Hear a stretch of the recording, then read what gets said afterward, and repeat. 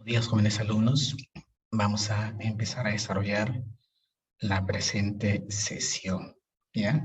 Esperando que se encuentren bien, reitero la bienvenida a cada uno de ustedes para que puedan concretar sus proyectos, sus metas de formar parte de la universidad, principalmente de San Marcos.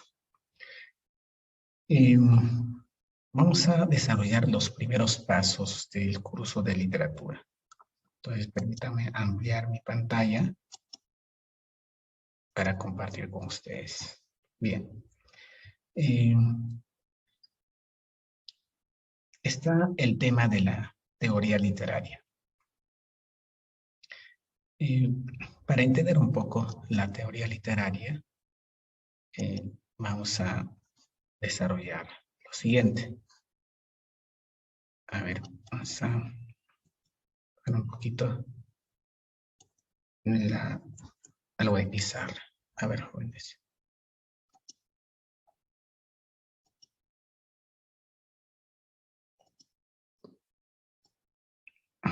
Ahora sí. Un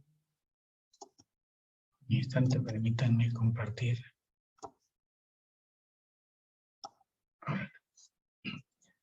Digamos que la literatura, ya vemos ahí.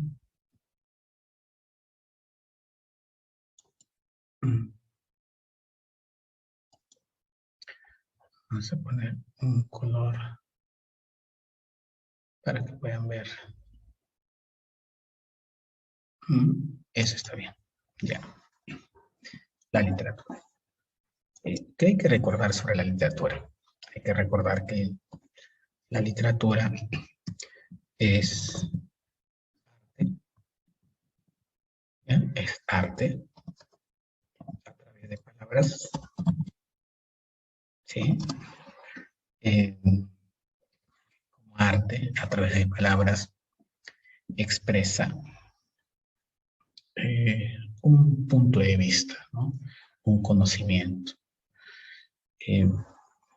Si no es por palabras o lenguaje, arte a través de palabras o lenguaje, forma parte de la superestructura. Entendamos que la estructura es lo básico, ¿no? La economía, la convivencia diaria, ¿no? Esa es la estructura. Y la literatura forma parte de la superestructura. Al igual que la política, la filosofía, la religión, entre otros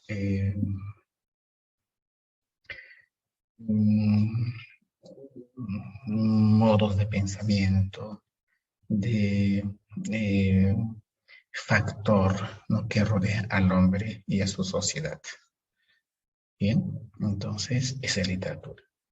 Claro, pero en primer lugar es arte. ¿Ya?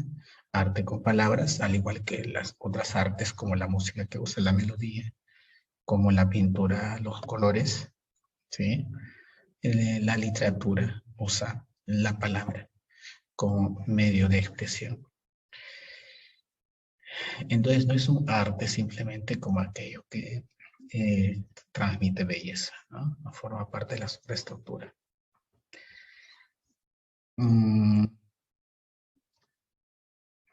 Y una de las, hay muchas categorías, pero una de las categorías es que se le decía pues a lo que hoy en día llamamos al novelista, al cuentista, se le decía poeta, ¿no?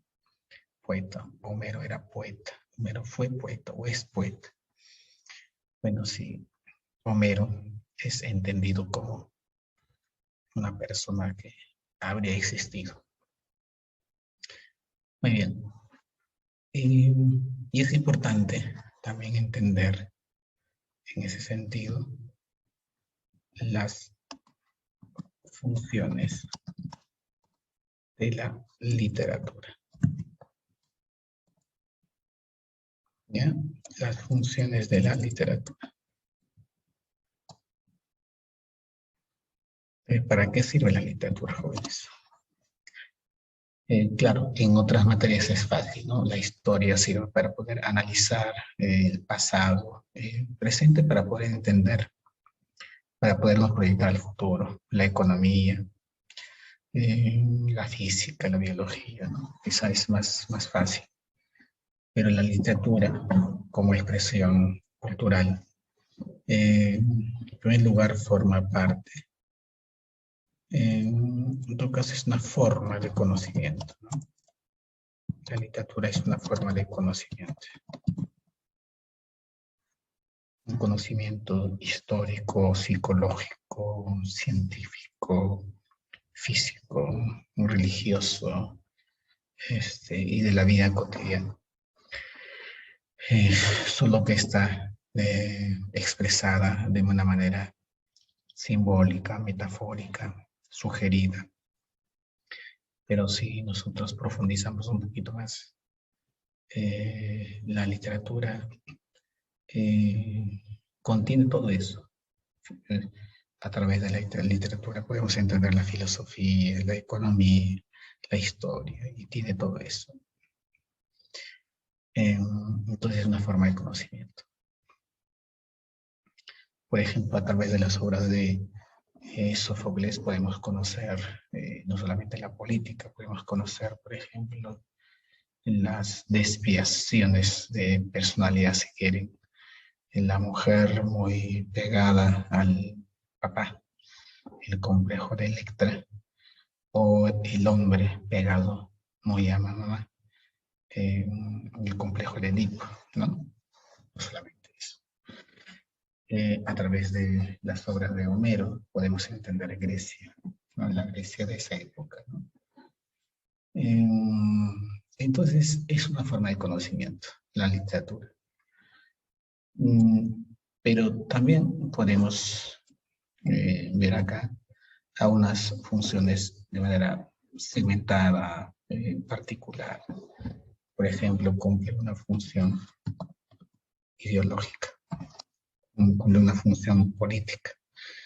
Por ejemplo, El mundo es ancho y ajeno tiene un proyecto claramente político. No es deleitar a los tribunales, al sistema económico, sino es cuestionar, ¿no? Cuestionar. Eh, Maquiavelo tiene una postura política, Homero tiene una postura. Entonces hay una ideología, ¿no? ¿Qué más contiene? ¿Qué otra función cumple la literatura?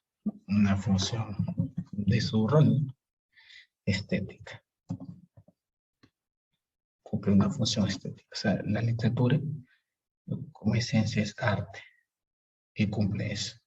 Y ustedes sienten pues que no es lo mismo leer un periódico, un libro de historia, psicología y filosofía, que leer un texto literario, de creación, claro está, o básicamente creación.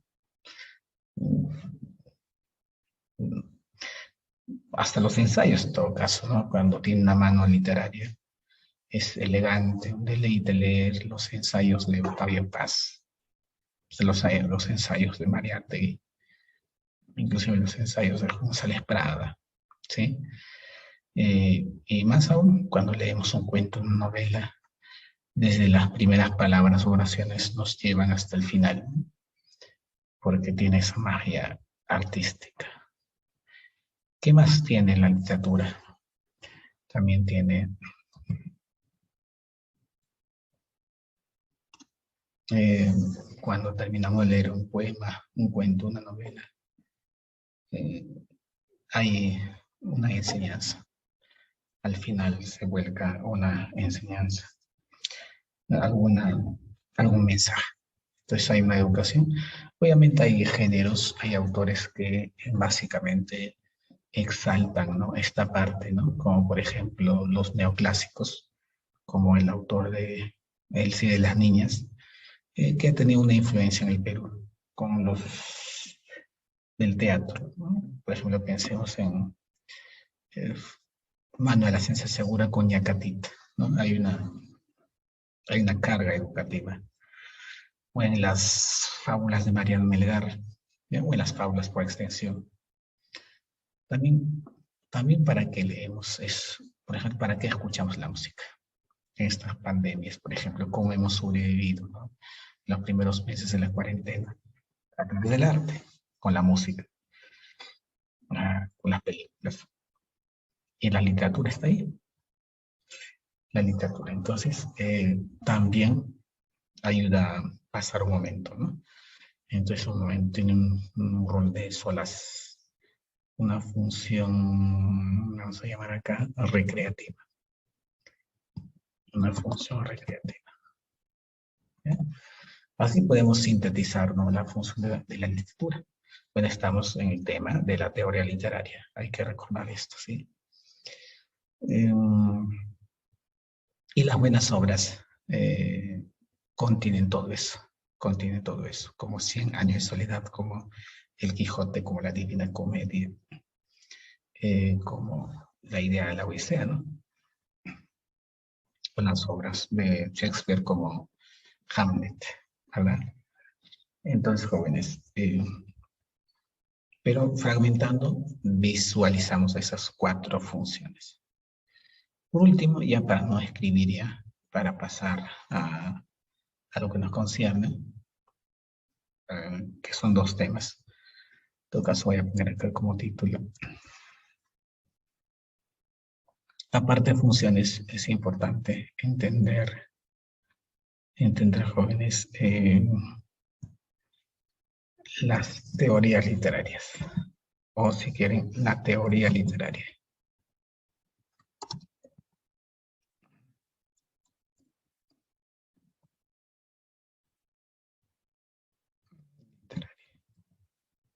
Se entiende por teoría literaria algo así, la filosofía de la literatura.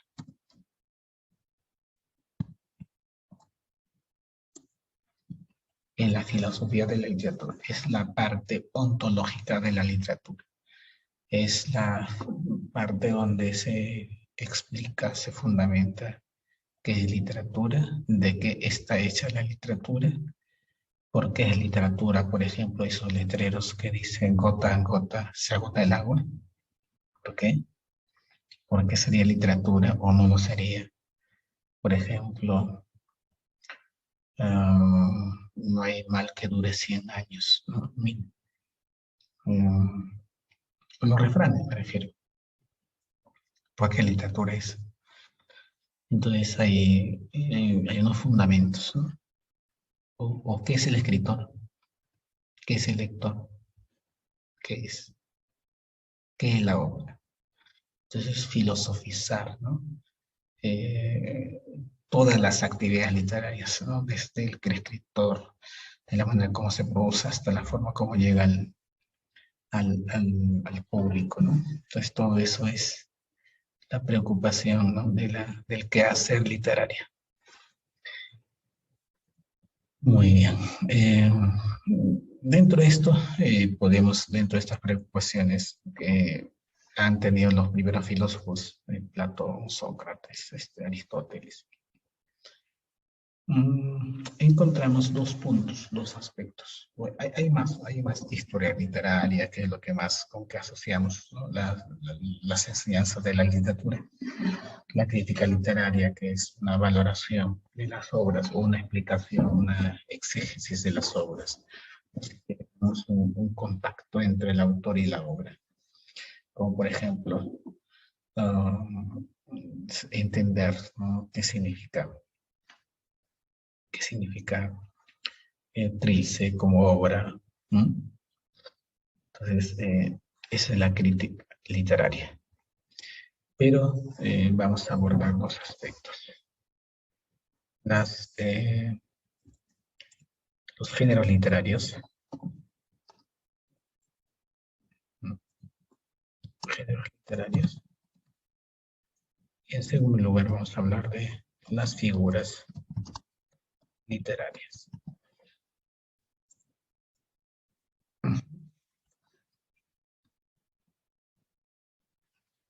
Esto va a ser lo concerniente a la teoría literaria. Dejamos esto y pasamos a hablar estos temas. Ahora sí voy a agrandar nuestra pantalla. Listo.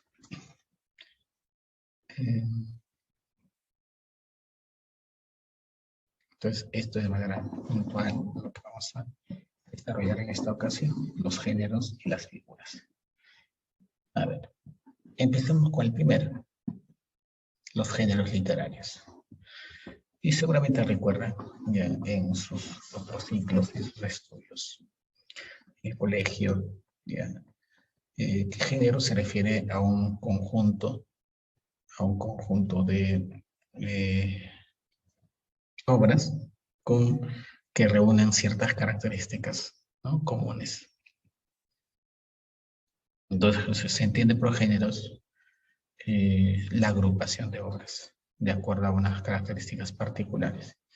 Y esto ha sido institucionalizado por los estudiosos, los académicos, ¿no? De ahí surgen los géneros literarios. Por eso, algunos catalogan o clasifican a los géneros en 4, hasta en 5 diría. El épico, el lírico, el narrativo, el dramático, el expositivo. En este último se encuentra el ensayo. Pero San Marcos es más canónica, es más tradicional. Clasifica en 3 géneros. En 3 géneros ha encontrado características generales en 3 grupos. Grupo número 1 es el género épico o narrativo, o épico narrativo. ¿Cuál es la esencia de este género? Hacer una épica es hacer una hazaña, ¿no? Es realizar una hazaña, como por ejemplo, pues una maratón, como por ejemplo, lo que usted está desarrollando también es una hazaña, ¿no? En circunstancias como se encuentra el mundo, el Perú, están ahí en esta nueva normalidad, batallando contra, si quieren, directamente contra el COVID, contra las adversidades políticas, económicas, sociales, familiares, psicológicas, mentales, etc. ¿Ya? Políticas, bueno, conocen, económicas, etc. Estamos pensando, por ejemplo, en el nuevo héroe de la vida cotidiana, de la vida diaria, como Santiago de la obra El Viejo y el Mar. Es una épica, ¿no? Entonces, el carácter general de la épico narrativa es que hay una historia narrada a través de una descripción y una caracterización, ¿ya? Pero acá dividimos en 2 rubros, ¿no? La épica clásica, la épica moderna. La épica clásica es aquella que está en versos, y son la epopeya y el cantar de gesta, inclusive el poema épico. Más o menos llegó hasta el siglo XV, XVI aproximadamente. Y estas obras que son epopeyas, cantar de gesta, se transforman en cuentos, sobre todo en novelas, ¿no? Pero cuando hablamos de cuentos, novelas, que ya no están en versos, sino en prosa, llamaremos narrativo, ¿ya? Repito o reitero cuál es el contacto, ¿no? Cuál es el común denominador entre la épica y la narrativa, que hablan de una historia, narran una historia, como se dice, ¿sí? Bien, por eso lo veamos este fragmento, como una ilustración de la épica antigua. Dice: cuéntame, musa, la historia del hombre de muchos senderos que anduvo errante muy mucho después de Troya sagrada. A sonar.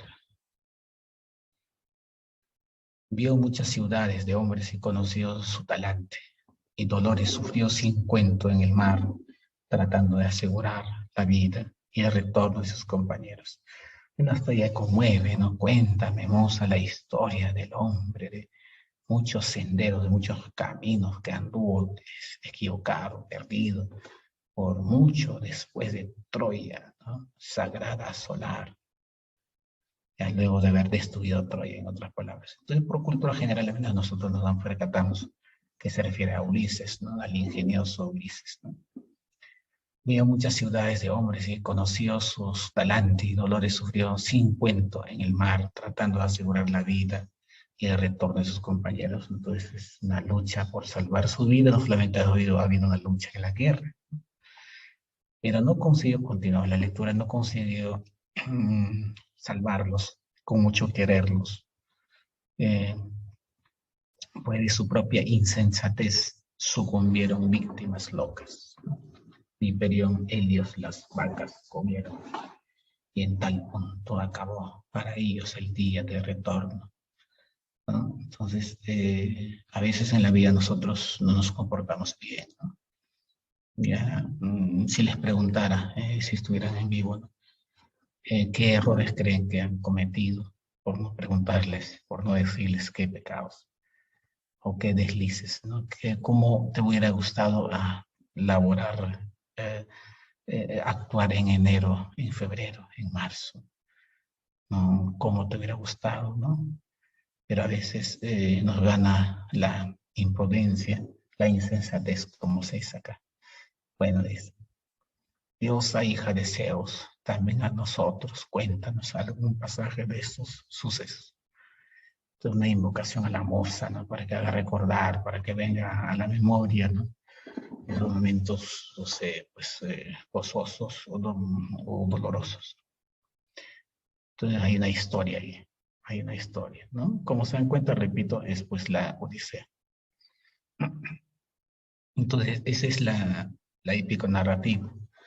Ya, si es una narración en versos, que va a ser siempre antigua, estamos hablando de la épica. Pero si la narración es a través de un lenguaje, a través de oraciones, sin medida, en fragmentos, en párrafos.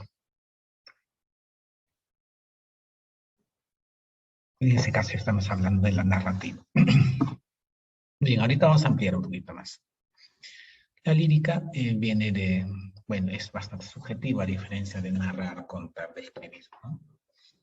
La lírica es más subjetiva, habla del yo poético. Ya mientras escuchan, piensen, ¿no? ¿Cómo se han sentido, por ejemplo, el año pasado en Navidad? ¿Cómo se han sentido cuando se enteraron de que esa persona ya no está, ¿no? En estos 2 años, ¿no? ¿Cómo se han sentido ustedes cuando, si eres varón, te ha sonreído la mujer más hermosa? O para las señoritas, ¿no? Si ese hombre es muy servicial, se parece a tu príncipe que has ideado, ¿no? Entonces ahí aflora pues los sentimientos. O qué es lo que sientes cuando el jugador famoso pateando penales no falla, ¿no? Supongo que alegría. O cuando el momento más decisivo falla. En otras palabras, cuando el equipo o tu equipo o la selección gana o pierde. O cuando los políticos se equivocan o no cumplen o aciertan o cierran el Congreso, etcétera, ¿no? Entonces van a haber sensaciones, ¿no? Entonces todo eso aparece en el yo poético de manera subjetiva. Por ejemplo, esto de acá, clásico, ¿no? Dice, todo mi afecto puse una ingrata y ella inconstante me llegó a olvidar. Si así se trata un afecto sincero, amor, amor no quiero más amar. Pues totalmente golpeado. El joven o el poeta Mariano Melgar, o cualquier persona que confía pues, con inocencia, ¿no? Con esperanza, su corazón en alguien. y apenas uno se aparta, apenas uno está lejos, ya, ya te reemplazó. Entonces eso expresa o se traduce en llanto de palabras a través de cómo es. Por ejemplo, si relee, en el fondo, pues que se trata de una persona que ha sido traumada. Bueno, probablemente según este poema ya no volverá a enamorarse, ¿no? En imágenes, ¿no? En imágenes. ¿De acuerdo? Veamos ahora el género dramático. Estamos hablando de la manera panorámica. En el género dramático hay una escenificación, ¿no? Hay una ambientación, ¿no? De una casa, de un parque, de una calle, de las partes de una casa, ¿no? Y siempre va a haber un diálogo, siempre va a haber un diálogo. Ya jóvenes, entonces los temas pueden ser diversos, variados, ¿no? Que los que caracteriza la escenificación y los diálogos, ¿no? Bueno, acá tenemos una obra muy, muy conocida, ¿no? De una obra muy famosa, Romeo y Julieta. Para entender el párrafo, hay que recordar que Romeo y Julieta, si bien es cierto, pues tiene como tema fundamental el amor de los jóvenes, sin embargo, hay momentos en que se apela al sarcasmo, la ironía, ¿no? O la burla en todo caso, ¿no? Eh, Parece que están discutiendo acá Romeo y con sus, eh, bueno, con Benvolio, ¿eh? Benvolio. Claro, son sus parientes, Benvolio, Mercucio, etc., ¿no? Romeo dice, bien, en este logro te equivocas. Ella está fuera del alcance de las flechas de Cupido. Tiene el espíritu de Diana y bien armada de una castidad a toda prueba. Bueno, deducimos que se refiere al momento en que está muy enamorado de, a ver, esta chica, la primera a quien conoce en Romeo y Julieta, ¿no? Eh, y no le hace caso, no le hace caso. ¿Ya? Y Romeo sigue, y la está defendiendo, ¿no? La está defendiendo, ¿de acuerdo? Rosalina es la chica, Rosalina, bueno, para él es pura, está lejos del alcance de un amor que no sea Romeo. Bueno, seduces. Continuamos, dice, la que adoro no se deja importunar con amorosas propuestas, no consiente el encuentro de convocantes miradas, ni abre su regazo al oro, seductor de los santos. Dice, pues que la chica que me gusta, esta chica que me gusta, no sonríe a nadie, no es coqueta, no busca recursos, etcétera, ¿no? Eso está diciendo, ¿no? Está diciendo. Ya digo que era pura o que es pura, ¿no? O dicen, ¿no? O ella es rica en belleza, pobre únicamente, porque al morir muere ella, con ella sus encantos. Bueno, se irá al cielo, sus labios hermosos, su cuerpo bello, etc. Ya ustedes imaginan. El Benvolio dice, ¿ha jurado pues permanecer virgen? Dice, no, están, como ven, están conversando, ya están dialogando, ¿sí?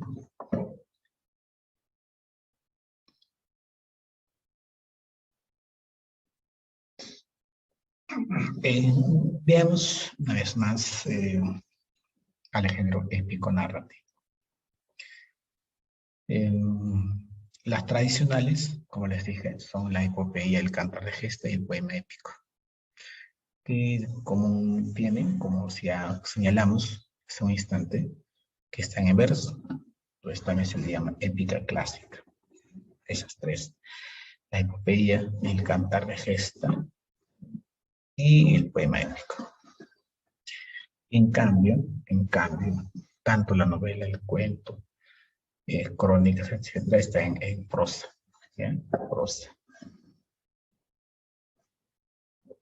veamos la epopeya. ¿Sí? Me acompaña. Dice la epopeya que se trata de una narración en verso sobre héroes. Ya, pero ¿qué tipo de héroes? Si nosotros podemos concebir que ustedes son héroes, ¿no? Han resistido, ¿no? Y resisten, ¿no? No, entonces ustedes no lo serían, porque tienen que ser legendarios. O pueden ser los personajes, ¿no? Los que actúan, aparecen ahí los dioses. Un estupendo ejemplo de ello son las clásicas obras La Odisea y la Ilíada. Bueno, de la Odisea hemos leído un fragmento hace un instante, y en la Ilíada ustedes recordarán pues el famoso rapto de Helena. Pero ese mito se utiliza de una manera muy creativa, muy rica, a través de la parábola, metáfora, ¿no?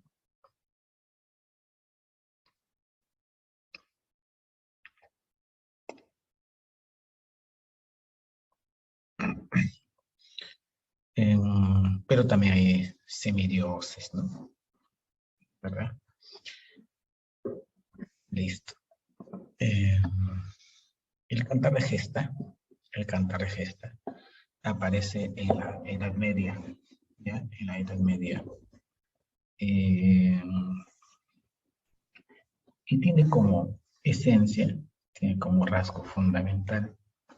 Eh, aparte, ya sabemos que está en verso, de contar con un héroe, con un personaje en particular, carga los sentimientos, el nacionalismo, etcétera, los valores. Un ejemplo, como aparece ahí el Miocid. Miocid no solamente gana en las guerras. Rodrigo Díaz es un héroe para sus hijas, ¿no? Doña Elvira Núñez Sol. Ustedes dirán, profe, pero fueron asustadas, ¿no? Pero, claro, después otra vez se cumple el ideal de Rodrigo Díaz de Vivar porque han sido, pues, derrotados, vejados prácticamente, los infantes de Carrión. Entonces es un héroe familiar, amoroso, nacional.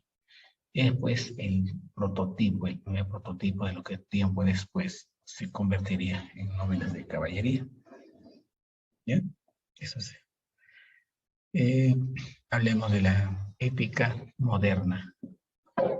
En la épica moderna podemos citar no solamente novelas, cuentos, eh, crónicas, diarios, ya no solamente eso. Pero lo fundamental se reduciría que estas dos, la novela y el cuento. Estarás pensando, ¿qué novelas has leído? ¿O de qué novelas te ha comentado el profesor? ¿Está bien? En este caso, sí, el primero, novela. Tenemos ahí Los ríos profundos.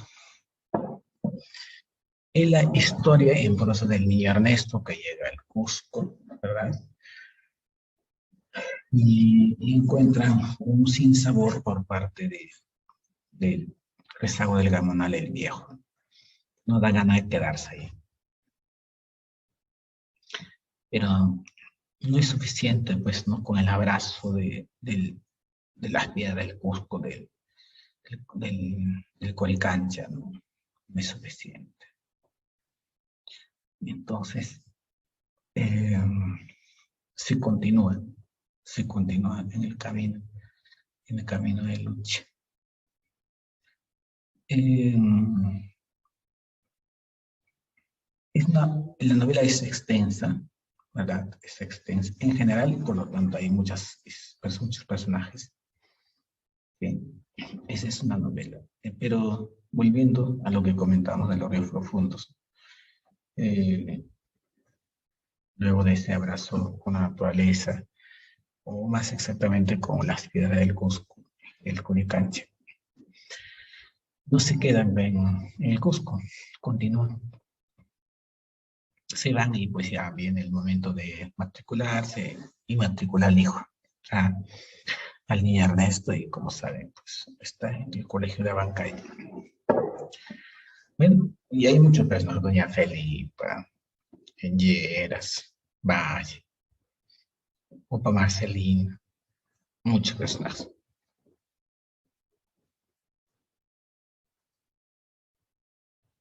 Pero también podemos citar a otros autores, ¿no? Otros autores, otras novelas. Por ejemplo, El Quijote, Las cuentas del joven Werther, Los Miserables, o las tantas novelas que ha escrito María Vargas Llosa, por ejemplo. Eso es. En oposición a la novela, el cuento, claro, el complemento, mejor dicho, el común denominador es que está en prosa, ¿no? Pero entre las características más notables que tiene el cuento es la brevedad. Es la brevedad. Deduce, pues, que hay pocos personajes. ¿Ya? Si nosotros hablamos del cuento clásico, tiene un final feliz. Ahí tenemos Paco Yunque.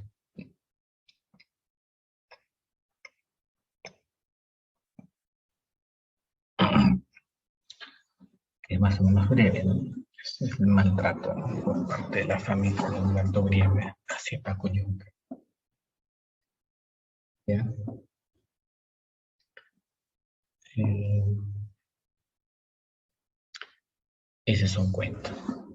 Y usted puede recordar otros cuentos, como por ejemplo, um, Los gallinas y plumas, El gato negro, ¿ya? El niño junto al cielo, y entre tantos cuentos que han escuchado o que han leído.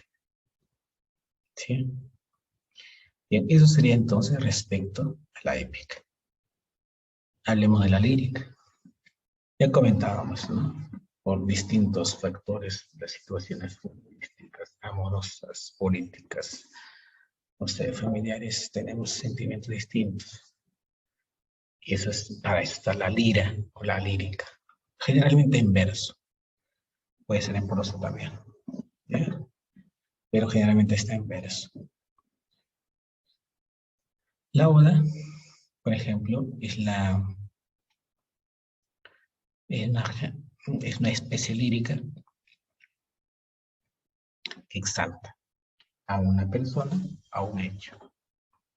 Podemos exaltar, los muchachos exaltan el fútbol a la padula. Las señoritas exaltan, las que no están repas, obviamente anualitos, excepto exaltan los coreanos. Y los muchachos, ya no puedo delatarles, ¿no? A quienes exaltan. Juan Neruda exaltaba el cuerpo de mujer. Un cuerpo de mujer, muslos blancos, blancas colinas, etc. ¿no? No, pueden elogiar al examen de admisión, al libro, etc.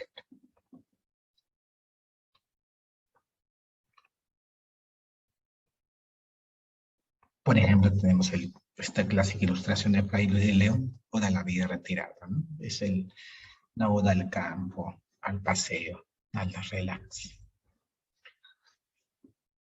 Otra especie es la eruga. Para esto es importante.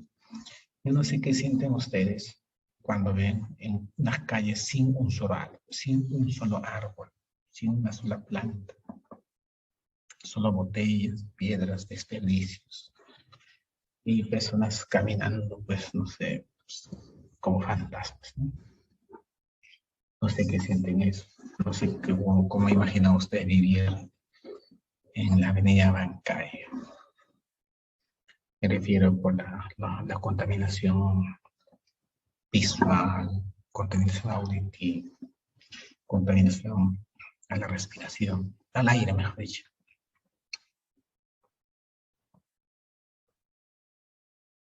Sin contar Chirpo Bancay. Otras contaminaciones, creo que no voy a detallar más. Ahora, ahora compara cómo es tu sensación, tu situación, tu forma de ser cuando estás entre árboles, entre ríos, entre aves, cómo es, ¿no? Y si vives ahí, y siempre has vivido ahí. Entonces es un pastor. Eh, entonces ese es el tema de las células, ¿no? Pastores, pastoras, naturaleza, ¿no? Tenemos el lugar 1 de Garcilaso de la Vega. ¿Ya? Corrientes aguas puras cristalinas, ¿sí? La lejía, ya la lejía. Piensen ustedes en el ser que se ha ido a otro lugar o de repente ha fallecido, etc. Entonces, lo cierto es que es por aquello que produce mucha tristeza, muchísima pena. Un ejemplo, mejor dicho, y para ese tipo de sentimientos está pues la elegida. Composición en verso, dice ahí, con lo que están viendo ustedes, expresa el dolor por la pérdida de algo querido o de alguien. 20 poemas, ¿no?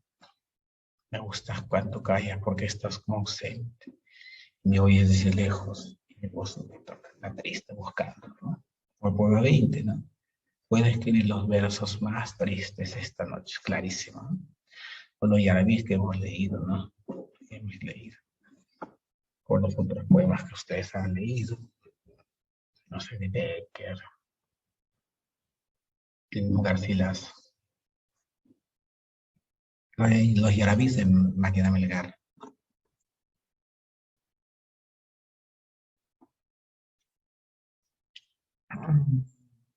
Y el teatro. Al género dramático también se le conoce como teatro, ¿sí? La tragedia es cuando leemos eso, una pieza dramática con final funesto. Bueno, la vida tiene momentos de muerte, tristeza, de sangre. Eso es lo que se va a significar en la obra, en la especie de tragedia. Por ejemplo, tenemos ahí Edipo Rey, que les comentaba al inicio. Qué terrible será enterarme que la mujer con quien estoy es mi madre. Y ustedes también pueden recordar con Romeo y Julieta, ¿no? Todo estaba tan bonito, pero como que el mensaje es que en la vida no hay finales felices necesariamente. Hay Romeo y Julieta y otro boda de sangre.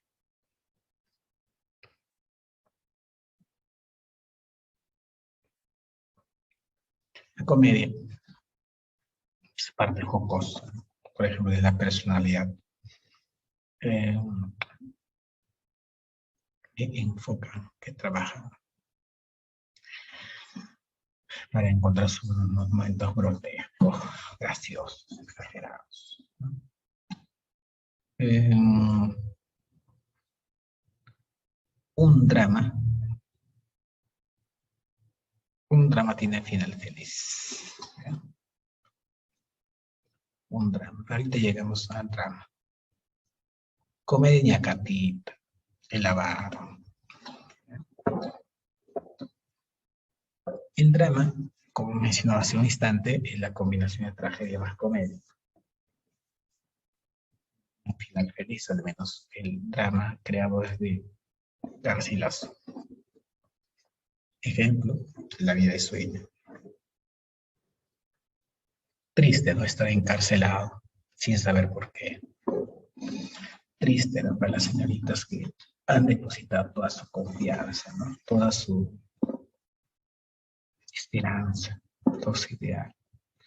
El caso este de piel, anillo, todo listo. De pronto, el hombre se va con otra, obviamente.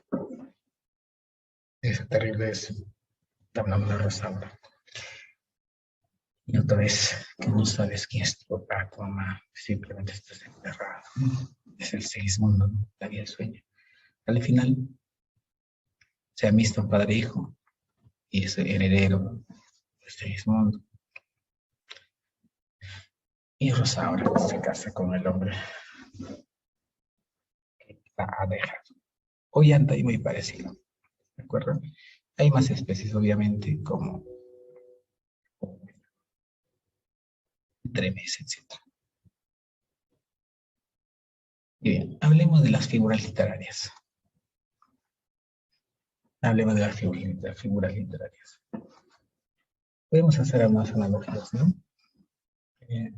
Son recursos para poder impactar. Por ejemplo, en ropa, ¿qué hacen las señoritas cuando van a una fiesta de 15 años, 18 años, cuando se va a encontrar con esa persona?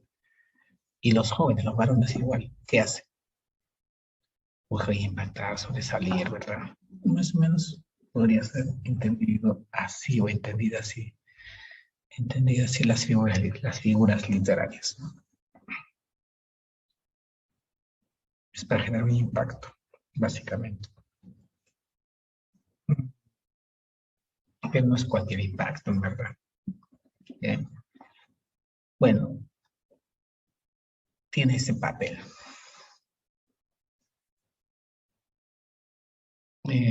Por ejemplo, hemos visto en las campañas quienes conmueven con sus palabras.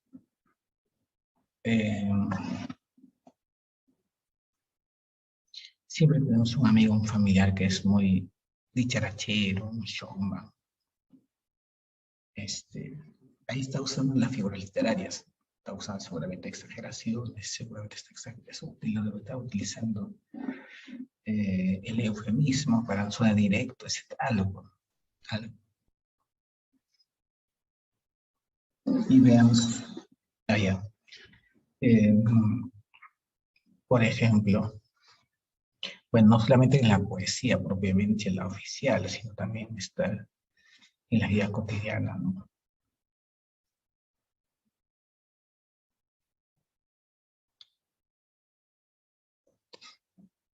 Por ejemplo, una de las figuras literarias sería el epíteto.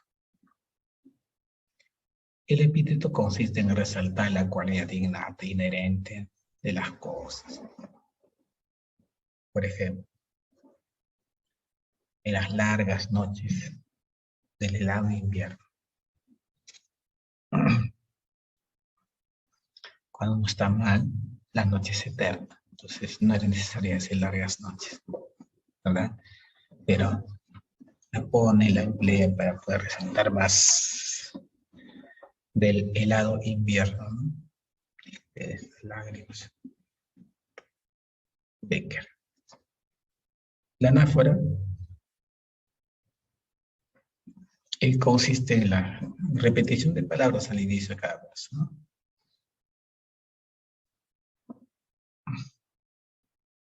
Y recién se cuenta del segundo, dice, a partir del segundo.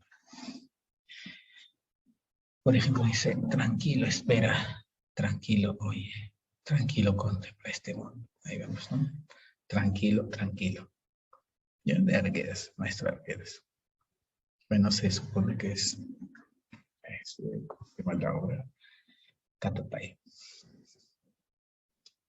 Pero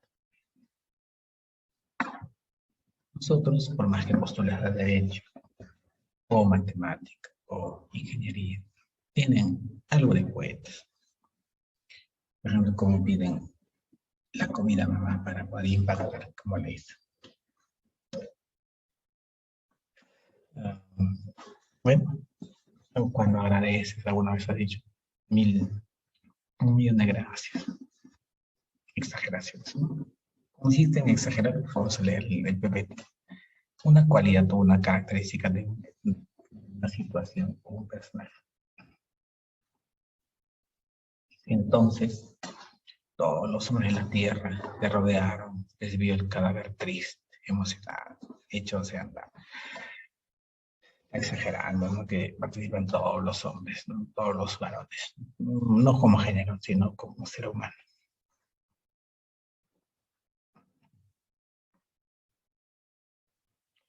Dibujitos.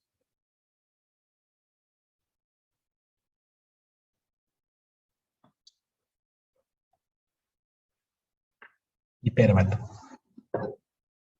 Consiste en la alteración del orden sintáctico. De la sintaxis estudia la construcción ordenada y con fines estéticos ha desordenado el poeta, el autor.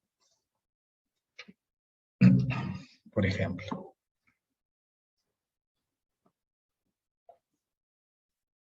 un ratito, voy a ver.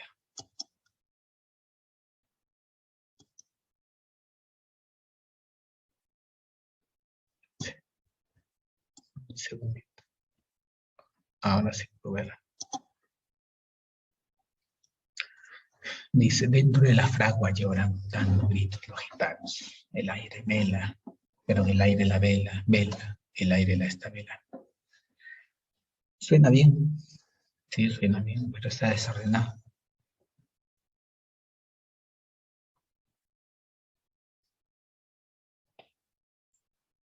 Dice, los gitanos lloran dando gritos dentro de la fragua. Pues no tiene impacto, no genera impacto, ¿no? El oxímoron. En resumen, para no leer todo, se produce una antonimia entre palabras contiguas. O cuando, sí, por ejemplo, dice pequeño gran hombre, valiente cobarde. Supone que se refiere.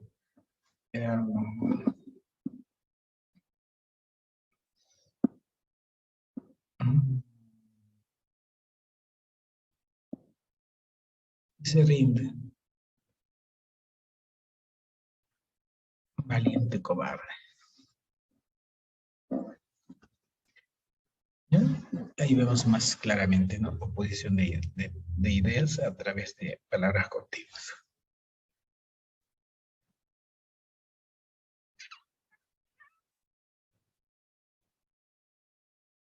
Podría ser paz en guerra por esa frase, por ejemplo, ¿no? Antítesis. Recuerden que el oxímoron es en las palabras contiguas. Antítesis. Bueno, ahí tienes ejemplo de hipérbole. El hombre en la planta de la mano, pero sigamos. Antítesis, oposición de ideas. Dicen, no que la sombra, pero ¿por qué la sombra si eres luz querida? Si eres vida, ¿por qué me das la muerte? Si eres muerte, ¿por qué me das la vida? Oposición de ideas, ¿no? Sombra, vida, muerte, vida.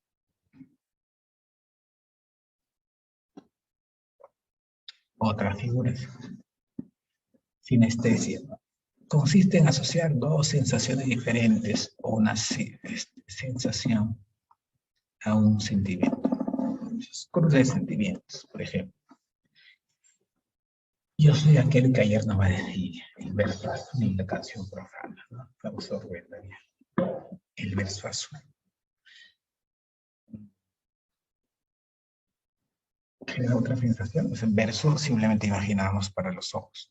Azul. Parecía como otro efecto, ¿no?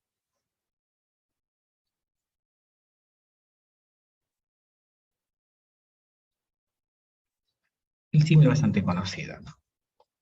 Comparación a través de las conjunciones. Explico tus palabras. A ver, un ejemplo acá más grande. El hombre cruza la tierra como el pájaro.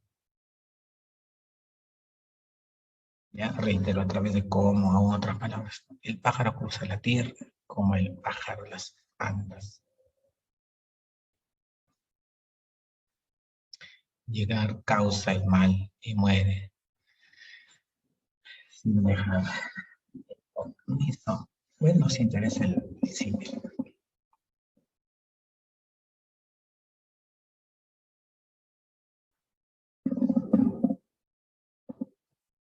Metáfora. Es como el símil, pero no está la palabra como. Ejemplo. La noche ha prendido sus claros diamantes. El terciopelo de un cielo estival.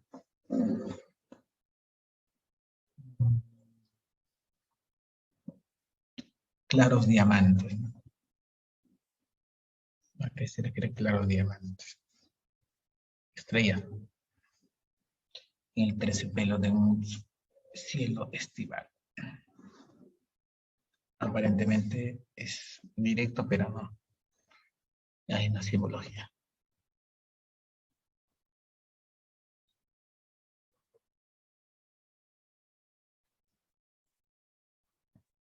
Bueno,